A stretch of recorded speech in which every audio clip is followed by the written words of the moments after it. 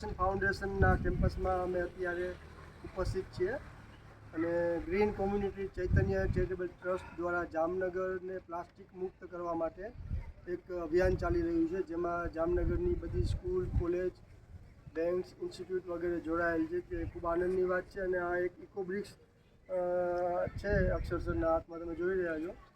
ઇકોબ્રિક્સ દર મહિને દરેક ફેમિલીમાંથી જો એક સ્ટુડન્ટમાંથી બનશે એવું એક કોલેબોરેશન અમે સ્કૂલ સાથે કરી રહ્યા છીએ. ત્યારે આજે અક્ષર આપણી વચ્ચે છે, તેઓ આ બાબતે વધારે જાહેર કરશે. Thank you. આ ઇનિશિયેટિવ છે જેમાં આપણે મોટી પ્લાસ્ટિકની બોટલ હોય, જે પણ સાઇઝની પ્લાસ્ટિકની બોટલ હોય, એમાં જે પણ આપણો ઘરનો પ્લાસ્ટિકનો વેસ્ટ હોય, જેમ કે વેફરના પેકેટ, બિસ્કિટના, બધા જનરલી સવારના બિસ્કિટ ખાતા હોય ફેમિલીમાં, એ બધા પેકેટ્સ ભેગા કરી અને એક મોટી બોટલમાં ભેગા કરીને આપણે એના કારણે આપણે જે વરસાદના ટાઈમે નદીઓમાં પ્લાસ્ટિક બધો કચરો ભેગો થાય છે અને જ્યારે વરસાદ પૂરો થાય ત્યારે એ નદીનું પાણી બધા ફાર્મમાં ભેગું થાય છે અને એના કારણે પ્લાસ્ટિક આખા ફાર્મ બધા ખેતીવાડીમાં બધે ભેગા થાય છે. એના કારણે આપણે પ્રોડક્શનમાં પણ ખેતીવાડીમાં પણ પ્રોબ્લેમ થાય છે.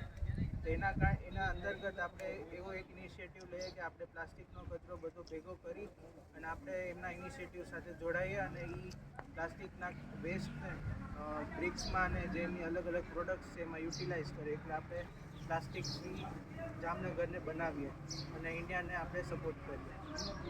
Thank you. મોદી સાહેબને સપોર્ટ કરીએ. બરાબર છે. સ્વચ્છતા ભારત અભિયાનને આપણે આગળ વધારીએ. બહુ સરસ. Thank you very much.